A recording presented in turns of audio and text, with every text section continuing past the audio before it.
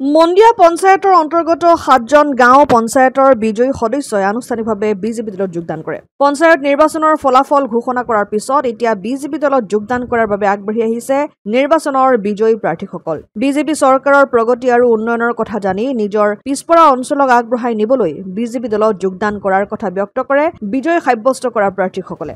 বিশেষকৈ পিছপৰা অঞ্চলৰ যাতায়াত ব্যৱস্থা সুচল কৰিবলৈ হলে এই দলৰ লগত জড়িত হৈ কাম কৰি যাব লাগিব বুলি প্ৰাৰ্থীসকলে জানিবলৈ দিয়ে।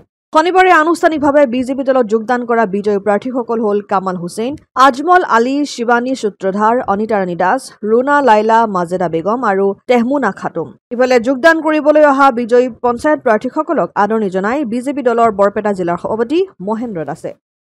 তাৰমানে আজি আমি ইয়াত সকলোৱে আমি 61 নং মন্দিয়া পঞ্চায়তৰ মোৰ লগতে আৰু 6জন সদস্য আজি আহি আমি বিজেপি দলত যোগদান কৰিলোঁ। লক্ষ্য আৰু উদ্দেশ্য এটাই যে বিজেপিৰ যিটো ডেভেলপমেণ্ট ছিষ্টেম আটাইতকৈ তাৰমানে ক'বলগীয়া চকুত লগা যে যাতায়াত বিজেপি চৰকাৰ অহাৰ পিছত দেখিছোঁ যে আমাৰ অসমত বিশেষকৈ নামনি অসমত যাতায়াত ব্যৱস্থাটো বহুত দুৰ্বল আছিল, কিন্তু বিজেপি চৰকাৰ অহাৰ পিছত যাতায়াত ব্যৱস্থাটো বহুত উন্নত হৈছে।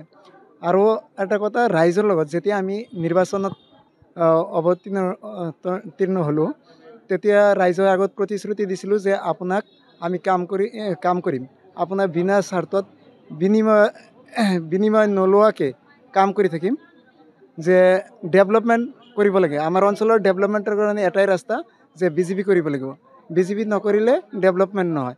তাৰমানে আমাৰ মুখ্যমন্ত্ৰী ডাঙৰীয়াই ডেভেলপমেণ্টৰ ক্ষেত্ৰত যথেষ্ট গুৰুত্ব দিয়ে, যাৰ কাৰণে আমি আজি বিজেপিত যোগদান কৰিলোঁ। আৰু সকলোৱে সদস্যকেইটাই ক'লে যে আমাৰ উন্নয়ন লাগে, যে এক নতুন দিগন্তৰ উন্মোচন কৰিব লাগে যে আমাৰ গাঁওখনত, যাৰ কাৰণে আমি বিজেপিত যোগদান কৰিলোঁ। এইখিনি। অসম আদিত্য, বৰপেটা।